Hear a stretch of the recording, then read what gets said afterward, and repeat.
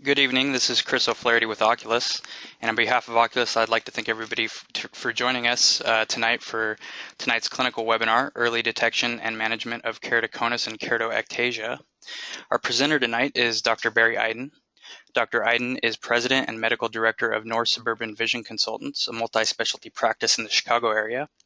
He's president and founder of the International Keratoconus Academy of Eye Care Professionals, an organization dedicated to providing education and research, and he's co-founder and president of iViz Eye and Vision Research Institute. Dr. Eiden also is a research consultant for numerous contact lens, technology, and pharmaceutical companies and lectures extensively both nationally and internationally. And it's always a pleasure to have Dr. Eiden speak at these clinical webinars for us. And I'd like to point out that you have a text box on your screen for questions, and I'd encourage you to use that, and we will have a short Q&A session following the webinar. So without further delay, I'd like to welcome Dr. Barry Eiden. Well, hello everybody, and Chris, thank you so much, and I do want to extend my gratitude towards Oculus. We've done some of these webinars in the past. They've been very well received, and I really appreciate the fact that the company is dedicated to expanding our knowledge and research and just awareness of so many things in our profession. So thank you to Oculus.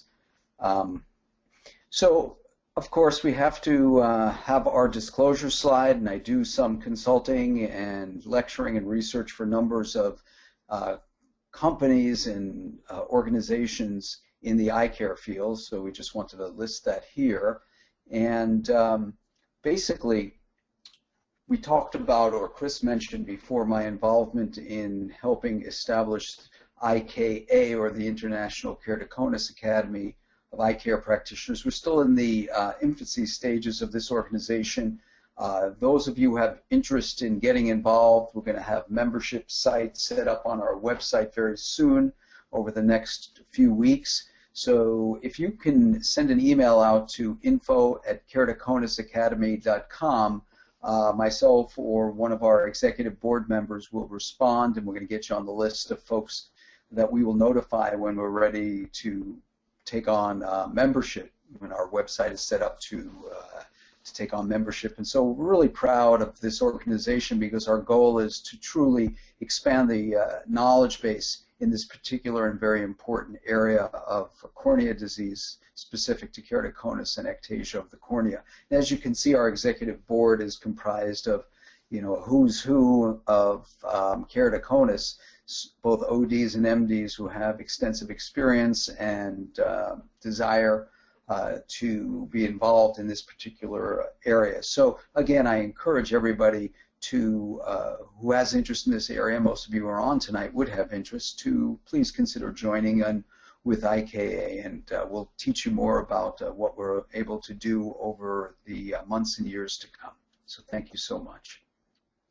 I want to start off tonight by telling you about sort of an approach that many of us in this particular area are considering, and we're considering methods by which we can have a consensus on diagnosis and management of keratoconus and ectatic corneal conditions.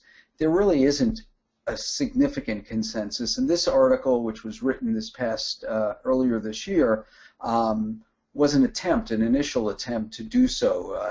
It's an organization, virtually exclusively ophthalmology in this particular instance, that tried to come up with some consensus of ideas of diagnosis and management of patients with keratoconus.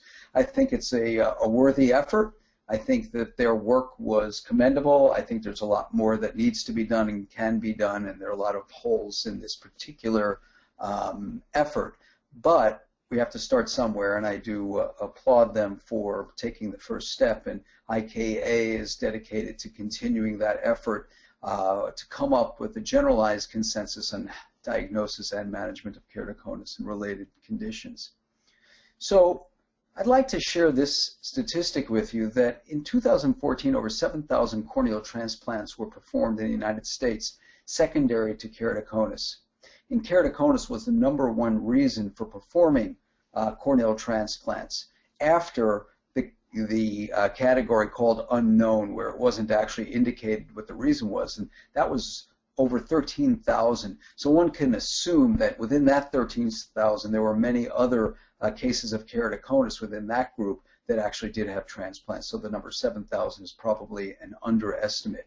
And we know that penetrating keratoplasty corneal transplant technology has improved significantly over the years, but there are still significant issues with this particular technology, including, as listed here, things like rejection and graft failure, the need to repeat these grafts in secondary glaucoma, the risk of loss of vision, and of course the extended and prolonged visual convalescence that happens after these procedures.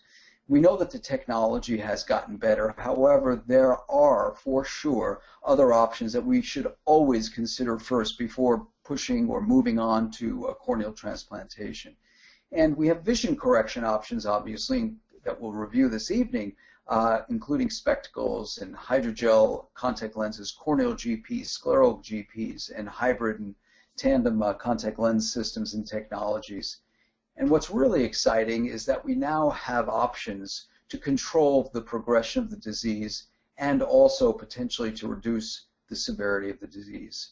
And high on the list, of course, is corneal cross-linking, also to consider in the same way, both in terms of reduction in severity of disease and the potential for possibly controlling progression or the use of corneal ring segment implantation, things like Intex. And then still here in the United States, not approved, but being looked at all over the world, and that's the use of other technologies to reshape these irregular corneas, whether that be excimer laser or otherwise. The key in management, and the thing that's truly changed our whole paradigm of dealing with keratoconus and ectasia, is early detection. And this example is a patient that I saw over the past year, and it really brings into light why this is so important. And this shows a tomograph or a pentacam representation of a patient that we saw. And that patient that is shown in this particular pentacam actually did not come in to be examined. That patient brought his mother in. Mother had definitive, moderately advanced keratoconus, was managed with contact lenses, had actually had corneal ring segment implantation done, and was looking to improve her visual performance. She was in her mid or late 50s, if I remember correctly, and her son was in his late 20s, approaching 30 years old. And I said to him, you know, Mom has a condition that we believe has strong hereditary components, and when was the last time you had your eyes examined? And he basically said, well, it's been a number of years because the truth of the matter is I have perfect vision. I have been told I see 20/20. I think I see perfectly clearly. I don't wear glasses or contact lenses. I really don't have any problems. So I said, well, just humor me. And we took a look under the microscope, and lo and behold, there was nothing to see. There were no signs of keratoconus on the slit lamp exam.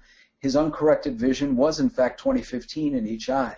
But we did go ahead and run a tomograph using pentacam, and this is what we saw.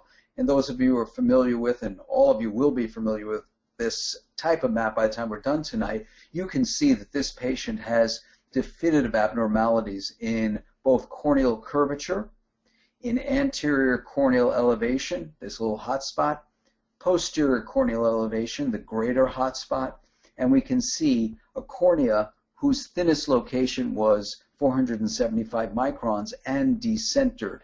So this patient for sure had subclinical keratoconus, and based upon his age, we felt that he was at high risk of progression. And right now, because within the optic zone we can see regularity, it was not affecting his quality of vision. However, if progression should occur, that would not necessarily be the case. So we strongly encouraged, and he did follow up and do, corneal cross-linking has been stable since that point. But this really, truly brings out the importance that our management paradigm has dramatically changed when we now have the ability through new technologies to control progression.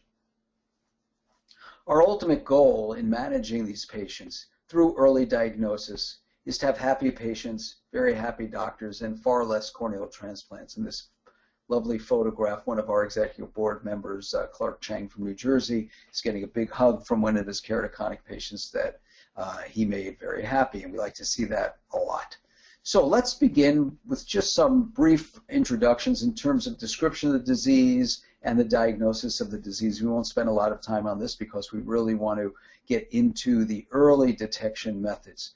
So when we talk about keratoconus, a simple way to describe it is a clinical term to describe a condition in which the cornea assumes a conical shape because of thinning and protrusion. And if we look at some of the terminology, the term ectasia actually, if you look it up in the dictionary, means a distension of a structure. Not thinning, but a distension of a structure. So Keratectasia means it's distension of the cornea. Keratoconus, by definition, is a naturally occurring form of corneal ectasia that exhibits bilateral asymmetric progressive thinning and distension of the cornea of unknown etiology. And we do know with stronger and stronger evidence that genetic influences are very, very strong here.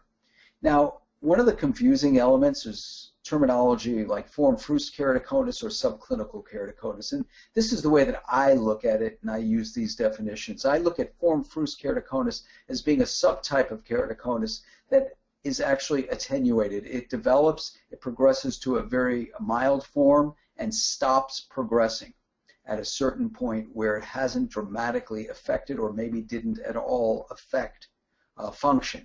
So some terms that have been used like abortive keratoconus or attenuated keratoconus, I tend to use that term form fruste keratoconus. Subclinical keratoconus is again a subtype where only topographic or tomographic abnormalities are found. You don't see anything on slit lamp, their vision is normal, correctable to excellent levels, no subjective symptoms, kind of like that case I just showed you.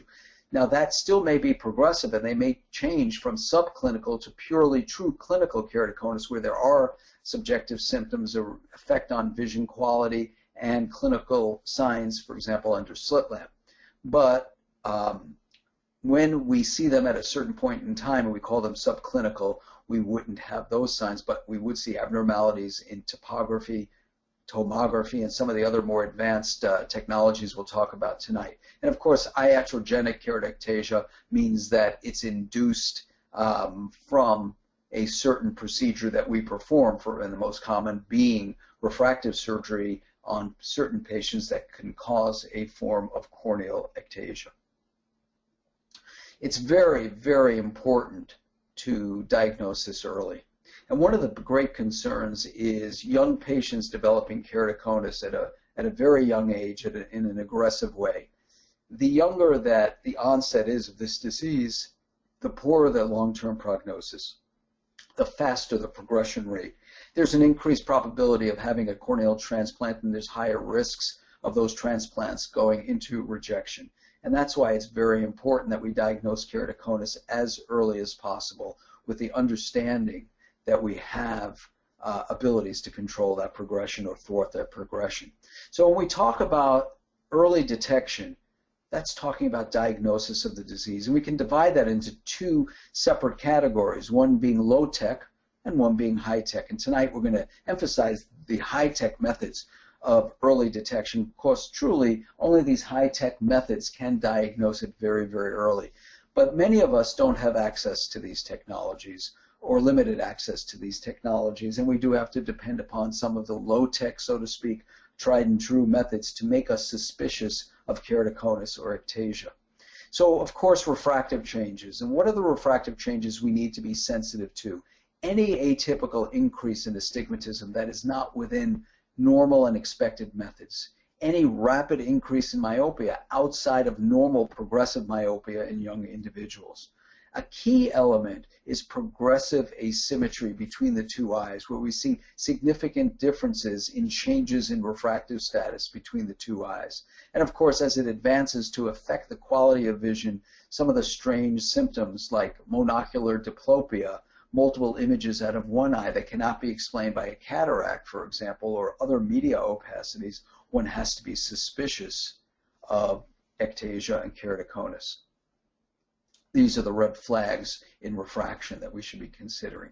Of course, retinoscopy will start to show abnormalities later on, the classic scissors reflex or oil droplet sign, due to the multiple refractive powers that occur within the optic zone as light is passing through the cornea. But again, this will happen later on, and these patients typically are already going to have certain visual symptoms classic of ectasia. Keratometry, similarly, we know we're only measuring approximately the central 3 millimeters of that cornea, and we're going to see abnormalities in manual keratometry later on, where we get the distortion or irregularity, and we can grade those as well. So slit lamp findings, once again, are important. However, as with all of these low-tech methods, they're going to occur later as the disease progresses. Some of the classic findings to always be on the lookout for: void striae, as we can see here in the cornea, Fleischer's pigment ring, which tends to be at the base of the cone and often early on is very, very subtle and hard to see. Use of the Ratten filter and your cobalt filter is often helpful in picking up the Fleischer's ring. And very often in the early phases that are hard to see, they're also partial. It's not 360 degrees around. Stromal thinning tends to be found on slit lamp, again, in more advanced disease, that you can actually see that localized apical thinning on the slit lamp itself, as well as scar formation, which we know scar formation is something that we really try to avoid. We surely don't want to induce it with certain types of contact lens fitting and bearing on the cone's apex. The scars are some of the reasons why PK has to be performed. If those scars are interfering with vision, I don't care what kind of contact lens you're placing on the surface of the eye and kind of masking the irregularity, the truth of the matter is the scar can also affect the quality of vision, so we want to avoid that. We want to control progression so it doesn't get to that point. We surely don't want to be treating patients in a way that might induce scar formation.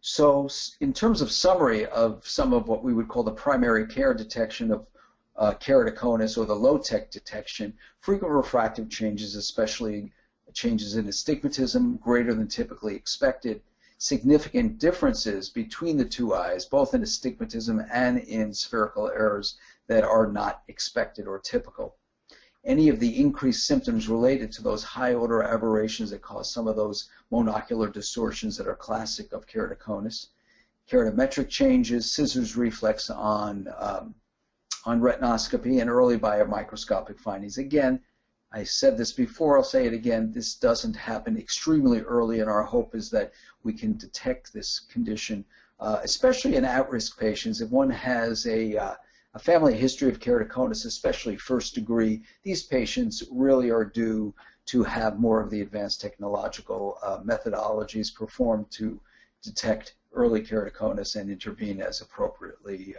indicated. And that's why I mentioned here family history of keratoconus, eye rubbing, atopy. These are some of the things that should start to raise our antenna of thinking about the potential of having keratoconus, especially at early phases. Early detection, I've said it numerous times, I will continue to say, is key, because today we can control progression, and most popularly through cross-linking, but also with other methodologies as well. So now let's move on to some of the more high technology, the ability to diagnose keratoconus at much, much earlier stages. And we're going to go over topography, specifically Placido topography. We're going to talk about corneal tomography, and we're going to spend a lot of time discussing that and its utilization in early detection. We'll talk about how anterior segment OCT now is being used for early detection, and that new software developments in that area are going to help us do that even more. Aberrometry, the ability now through instrumentation that's clinically available to detect the increased presence of high-order aberrations common to keratoconus. We're going to talk about corneal biomechanics in ectasia, as well as high-resolution ultrasonography. Let's start out talking about the two areas of corneal shape analysis, that being topography and tomography. And the vast majority of us who have one or both of these instruments, we most often have started out with topography. I did. Those were the first instruments that we had in our office. And topography today predominantly is performed via Placido ring reflection on the cornea.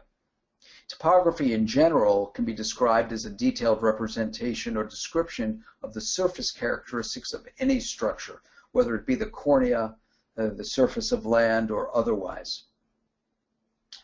As it relates to topography, back in 1995, Yaron Rabinowitz, who also, fortunately for us, is one of the executive board members of IKA, suggested 4 quantitative video keratographic or Placido topography indices for screening for early detection of keratoconic patients. One would be the central corneal power, and he used a cutoff of about 47 1/4 diopters. Steeper than that, you have to start thinking something may not be normal, something may be out of the ordinary. Another one is a significant difference in the inferior superior dioptric powers, the IS relationship. And if you're having over a diopter and a quarter of asymmetry between superior and inferior, that should also raise the flag. Higher degrees of astigmatism. Now, this cutoff of 1.5 may be a bit too sensitive. Obviously, we know there's a lot of patients with higher degrees of astigmatism without ectasia. But if you combine that cutoff along with some of the other findings together, that would raise suspicion. And one of the most important is a skewed radial axis, as we can see in this diagram here. The lack of the 90-degree separation is another red flag. And a skewed radial axis over 20 degrees is something to, as suggested by Ron Rabinowitz, to make us suspicious with Placido topography. And here he did an assessment of a normal population description of how the topography looked. And the more common those topography appearances were in the population, the more likely that these patients actually were normal. And as we get to the much less common types of patterns, like an asymmetric bow tie with a skewed radial axis, that's so uncommon here at 0.5% in the normal population, that should be a higher suspicion type pattern for ectasia and keratoconus. And I'm just going to quickly go through some topographic maps and show you as we go from more common and more normal to less common and less normal, more suspicious of keratoconus. Here we see a fairly symmetric, normal 90-degree separation of with the rule astigmatism, or what we would call a symmetric bow tie. Compare that to a case where we have mild inferior steepening, a difference between the superior curvature and the inferior curvature. Here, one more dramatic of inferior steepening, or an IS relationship anomaly. Now we start to get into asymmetric bow ties, where you can see a greater steepening inferior versus superior, still in a bow tie pattern. So we have an inferior-superior asymmetry with an asymmetric bow tie. We can see that now a little bit more dramatically between the former and this image. And then we can start getting into those skewed radial axis situations. And when we see that, it's very uncommon in the normal population. We should be highly suspicious of ectasia in those particular patients. Now, Placido topographers, the various models that are out there, I'm showing you here, Oculus's keratograph Placido topographer, many of them have software packages for detection of keratoconus. And this is an example of a map off of the Oculus keratograph that utilizes a variety of indices that would be flagged, in this case with red, when they're outside the normal values, and would make us much more suspicious of the presence of keratoconus and ectasia. In addition, we can see some progression when we're looking from one map to the next map to the next map, depending upon dates. So it can also classify and give us a stage of the disease as well. But now let's start talking about what the limitations of Placido topography are. And what it truly relates to is the fact that what you don't see can hurt you. Just like in an iceberg, what they didn't see on the Titanic surely did hurt them, that the iceberg is much larger below the surface where we can't see it. The same may be true in a slightly different way in keratoconus. So some of the issues that limit the effectiveness of Placido-based topography is, number one, that we're not analyzing the posterior surface of the cornea. And as you'll see in a few minutes, the posterior surface of the cornea invariably and exclusively always is more advanced in its anterior displacement than the anterior surface of the cornea. So many times you'll see abnormalities of the posterior surface without even any abnormalities of the anterior surface, and you would miss that entirely when you're using Placido-based topography. There's no representation of corneal thickness, and we will see also how important measuring the overall or global thickness of the cornea and some of the relationships and change of thickness from the center to the periphery and how important that is in early detection.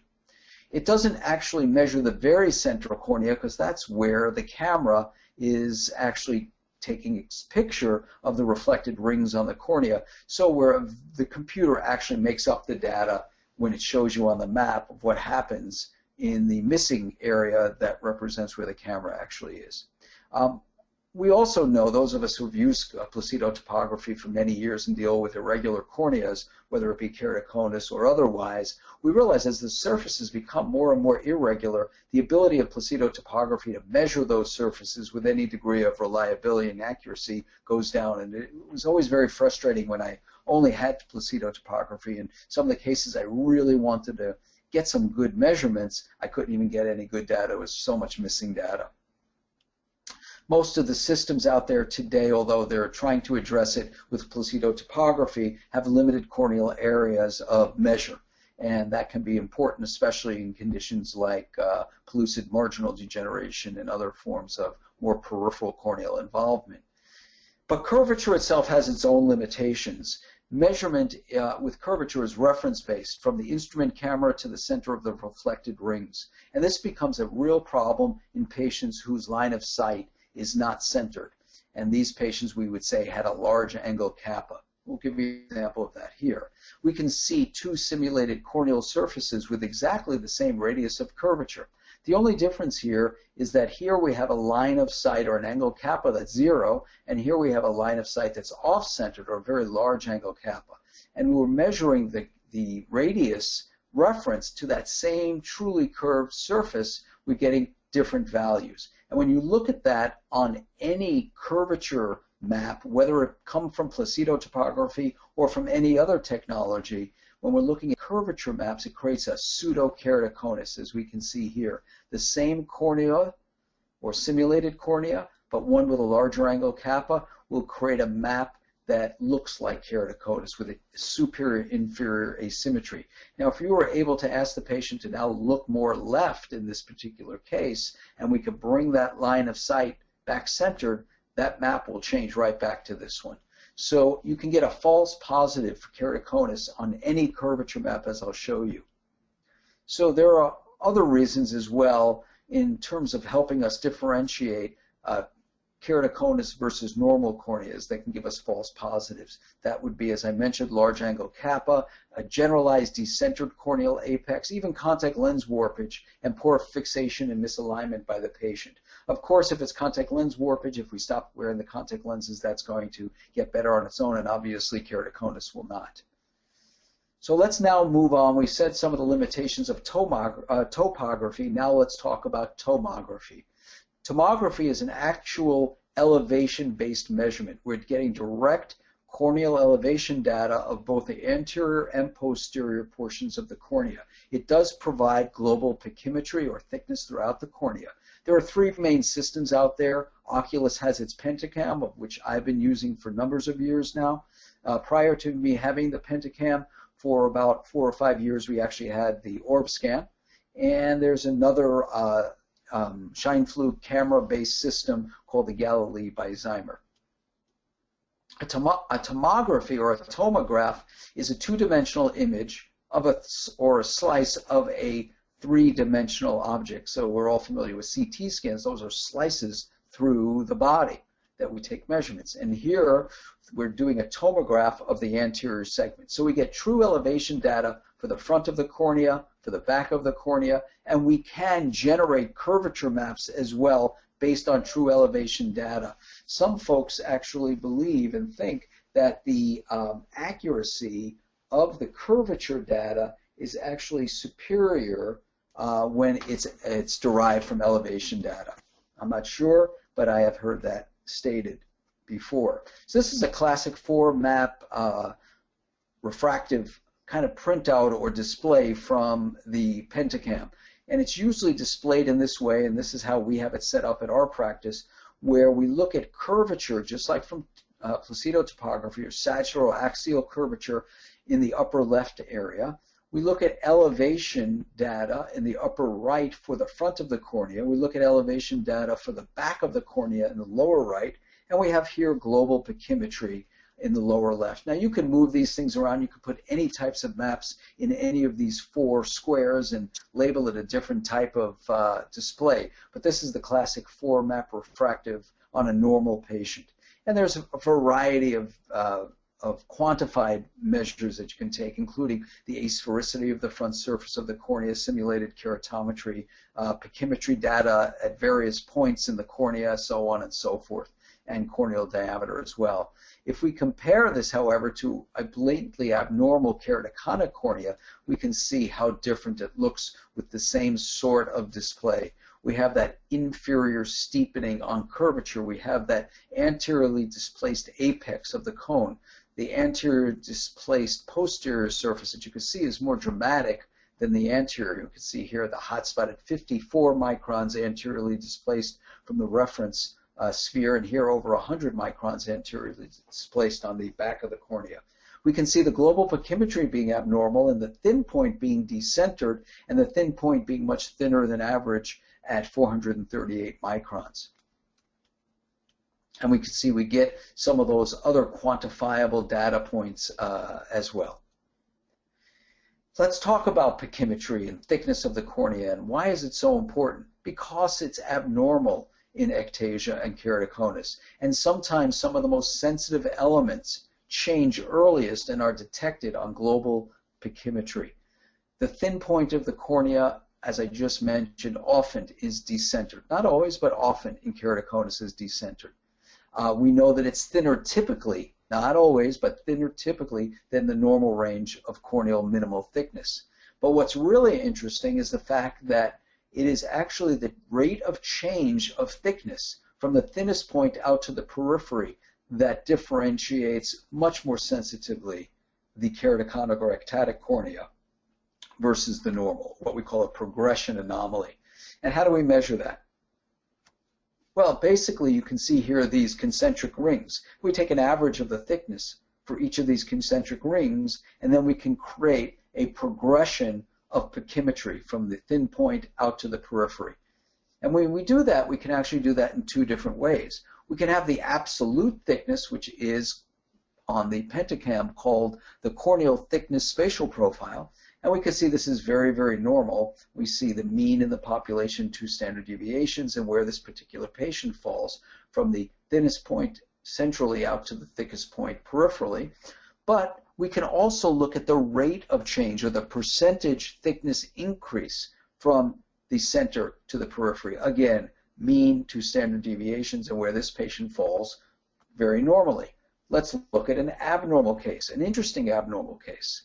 Let's look at this particular case. You do see that superior-inferior curvature difference.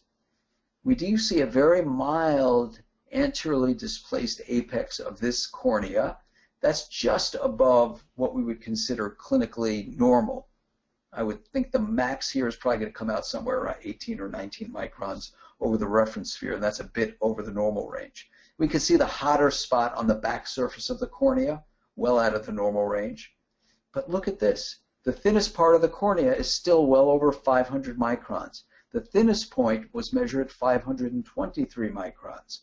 So one would say, boy, that pachymetry doesn't look abnormal. It's not too thin. Maybe it's slightly decentered, but it's not too thin. But let's now look at the global maps. And we can see the absolute thickness, in fact, does stay within the normal range from the center all the way out to the periphery.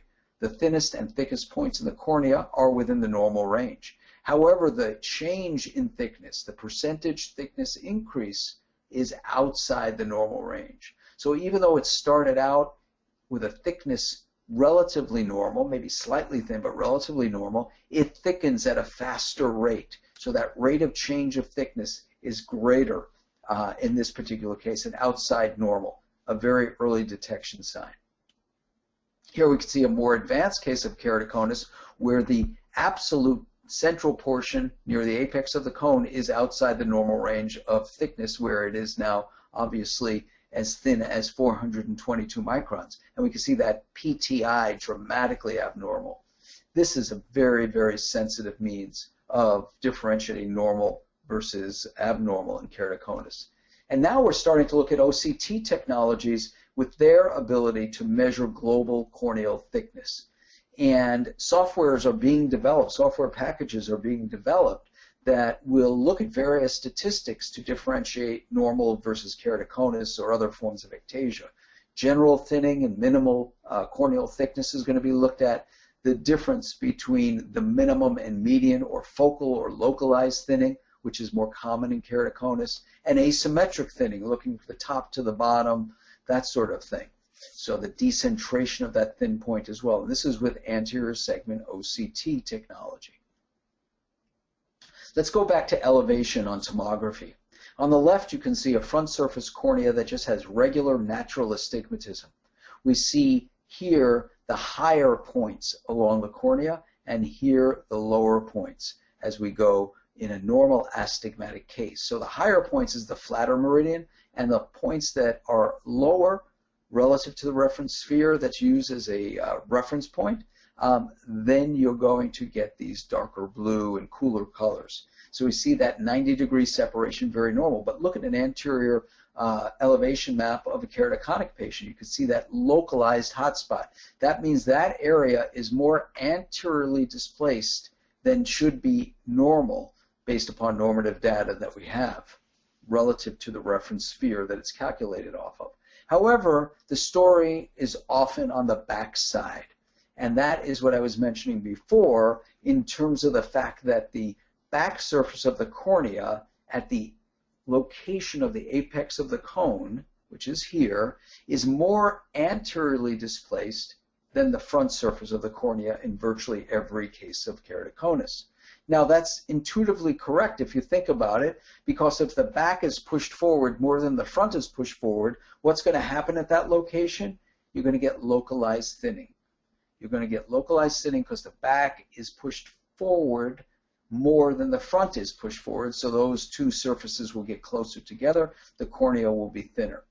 It is so important. If you're only looking at the anterior surface of the cornea in keratoconus and ectasia, it's only half of an exam. And as I mentioned to you before, this can happen. A normal anterior surface to the cornea, an abnormal posterior surface to the cornea. In the days that we were doing refractive surgery prior to the use of corneal tomography, we ran into trouble because we had patients who developed post-LASIK, post-PRK ectasia, and we thought that they were perfectly normal because their Placido topography measuring the front surface of the cornea was perfectly normal, and perhaps they had normal corneal thickness when we use ultrasonography to measure corneal thickness. But as I just showed you, you can have a statistically normal corneal thickness and still have keratoconus. So it's critical to measure the back. Let's look at this example. We can see an inferior steepening. This is suspicious on Placido topography.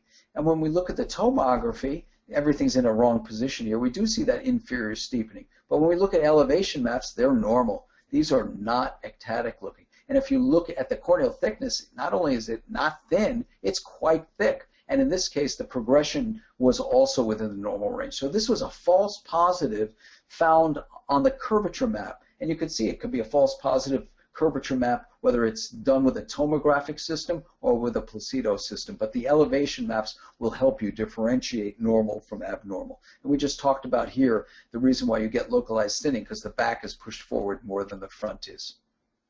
So we're going to go a little bit more rapidly now because of time. We know that we get steepening, elevation, and thinning. And we can see that here with the indications. And localizing the cone, where truly is the apex of the cone, only determined by elevation, not curvature, elevation. That tells you where the apex of the cone is. It is also going to tell you, as we know, a rigid corneal contact lens tends to center over the highest point, most anteriorly displaced point, and you'll notice that if you put a corneal GP on and fit that patient, then it's going to center typically over that anteriorly displaced point, which here would be right here. So screening, we know that there's abnormal pachymetric maps, especially the rate of change. We know that there's significant anterior displacement posteriorly greater than anteriorly, and sometimes exclusively posteriorly, and that can give you a false negative on curvature maps. And yes, as the disease progresses, that curvature map, of course, will become abnormal as well. Now, very quickly, there are software packages now available, for example, in Pentacam, where we can highlight ectasia through these software packages. And we don't have time to go into specifically how it works, but understand that when we do certain things to the reference sphere, and in this case we omit the data of approximately 4 millimeters around the thinnest point in the cornea, we get a lower reference sphere, and that accentuates, as you can see here, the actual displacement of the apex of the cone. And when we look at it on a map, we can see that as well. Here's a normal eye, and we don't see a difference between the two spheres if we take out the central 4 millimeters, but in an abnormal eye you can see that kind of the enhancement of that specifically. And we can see here the most recent software version called the Bell and Ambrosio Display version 3 uses a variety of statistics, both based on global pachymetry and elevation, to give us the suspicion levels to detect ectasia as well. So what about some other advanced technologies that are now going to be used more and more over time? Well, one of the things we've learned is that the epithelial thickness varies very early in keratoconus, sometimes before any other signs. We find that the central portion of the epithelium, over where the apex of the cone will be, thins, and the paracentral area closer to the base of the cone actually thickens. When we're talking about overall thickness, no, we're talking about the epithelial layer. And we could detect that using high-frequency ultrasound, or now we're developing software methodologies using OCT to measure epithelial thickness. This is an example of a high-frequency ultrasound system, the Artemis system, and we can see here an abnormality of the epithelial thickness map where we get that thinning over the apex and thickening over the mid-periphery. And similarly, we can use anterior segment OCT. We talked about how you can use the overall pachymetry, global pachymetry maps to differentiate ectasia, but here we're talking about the epithelial thickness. In this particular study, we can see a normal population and look at the difference in keratoconus and post-LASIK ectasia, where over that apex we get that thinning of the epithelium. And here we can see some methodology. In this particular is the OptiView system, where it's now able to measure thickness of the epithelium, and software is being developed that will allow us to incorporate that in early diagnosis, and that should be available in the not too distant future. So epithelial thickness mapping may provide early detection of keratoconus, perhaps even earlier than topography and even tomography. We don't know that yet. It may be synergistic, and is synergistic with other technologies like tomography to help in early diagnosis as well. Another interesting one is biomechanical properties of the cornea. And we know, without again going into detail due to time constraints tonight, that the keratoconic and ectatic corneas have different biomechanical properties than the normal cornea. And here's Oculus's instrument called the Corvus ST, stands for Corneal Visualization Shine Fluke Technology. The software that can be applicable for ectasia diagnosis, keratoconus diagnosis, still awaiting FDA approval in the United States, but it uses Shine Fluke imaging, capturing 140 images after a pulse of air, like an air pulse, like the air puff tonometer, within a 31 millisecond time frame.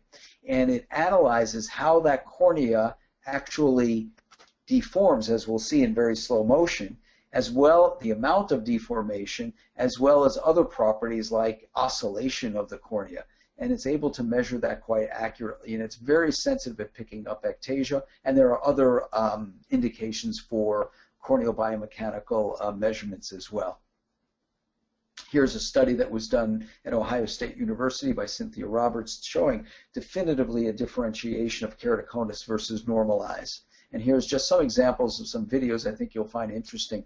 The blue will be the normal cornea, and look how much more the keratoconic in red deforms to that air puff.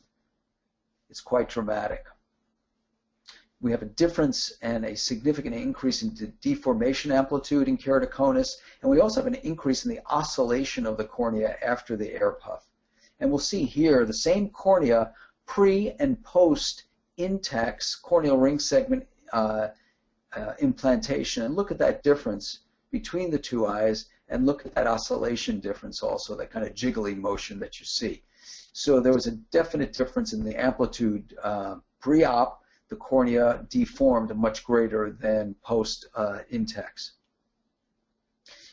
We'll now mention aberration and aberrometry, and now we have instruments that can measure those high order aberrations that formerly we just couldn't measure clinically. We have aberrometers that are now being made available to us at reasonable costs so that we can actually quantify and identify those high order aberrations that many of our patients suffer from.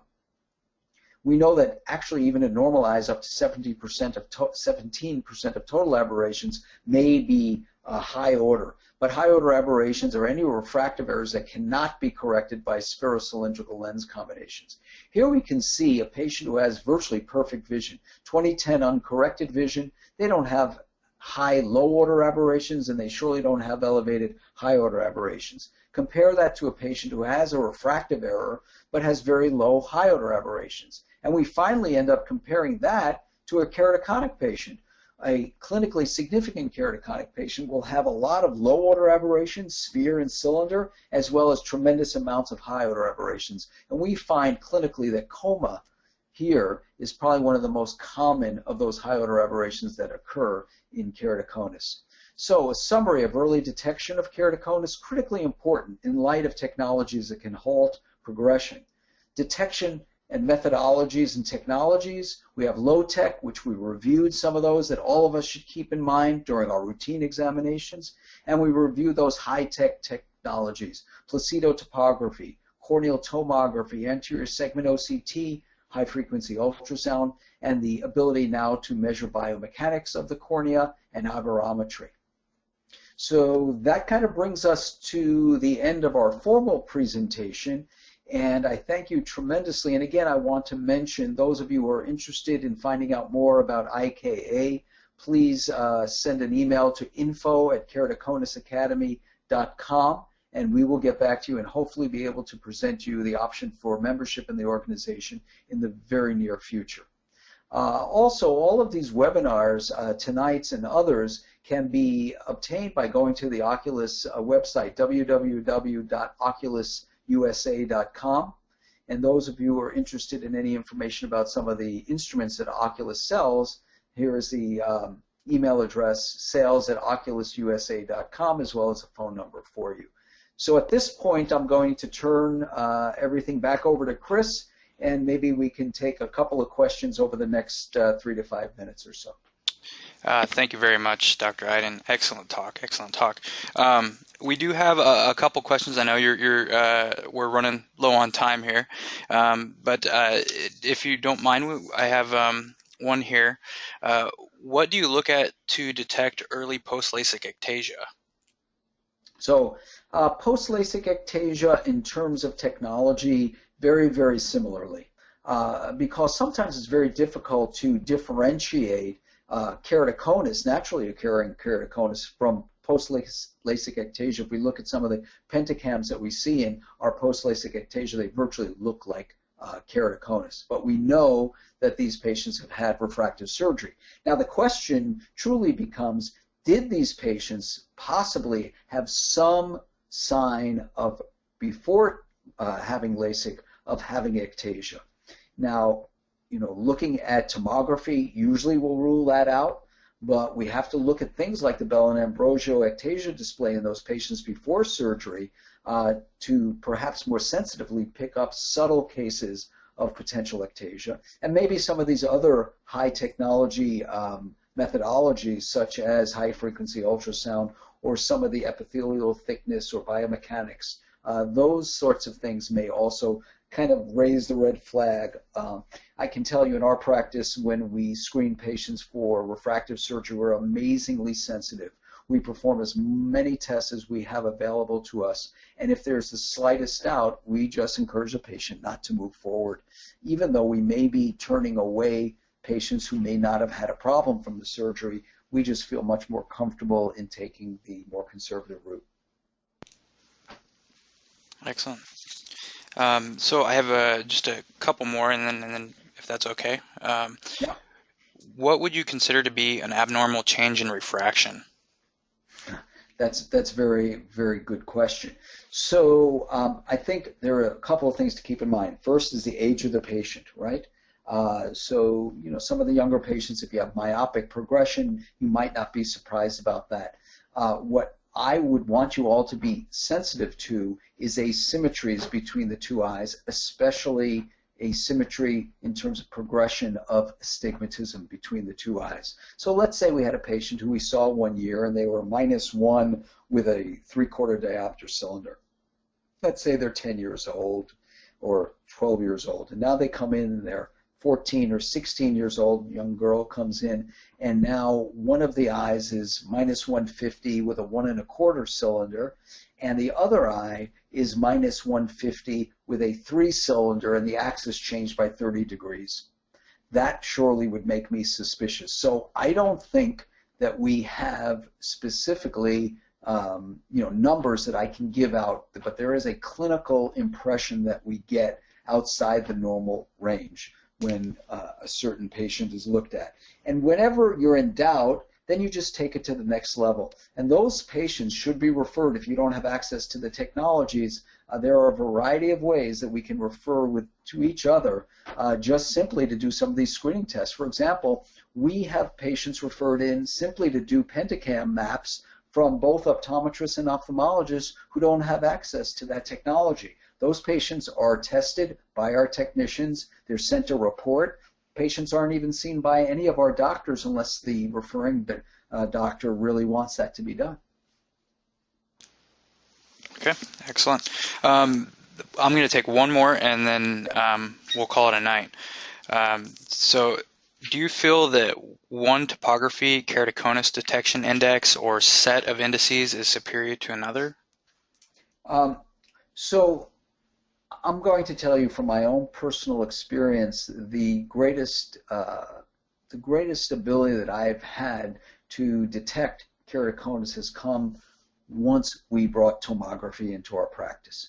I do not think that one topographic software is that much better than the other. They're all quite good, and honestly, a lot of them are quite similar. But the ability to measure that posterior cornea, the ability to measure global thickness of the cornea and analyze them in the ways that we can now, they're wonderful. And a variety of companies that make these tomographic instruments all have software like that. I utilize Pentacam. I've had great experience with it, and you know, it's one of those instruments that we have at the practice, and I would have to put our OCT in with that as well, where I feel like if that instrument goes down, and thankfully they go down very infrequently, that I almost feel like I'm driving without instruments, and I don't feel real comfortable. I've become very, very dependent upon that technology. So we utilize tomography quite a bit in our practice, as you would imagine. Okay. So thank you again, Dr. Eiden, for your sharing your time and your expertise with us. Ladies and gentlemen, if you didn't catch all of the webinar or would like to watch the webinar again, we do put them on our website at www.oculususa.com, and there is a webinars section.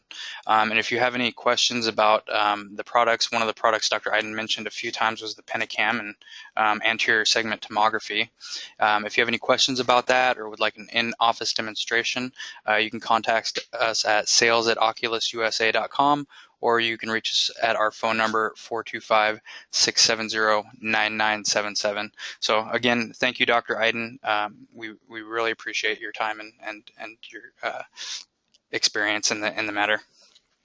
Thank you, Chris, and thank you everybody who has listened in. Have a good evening. Good night.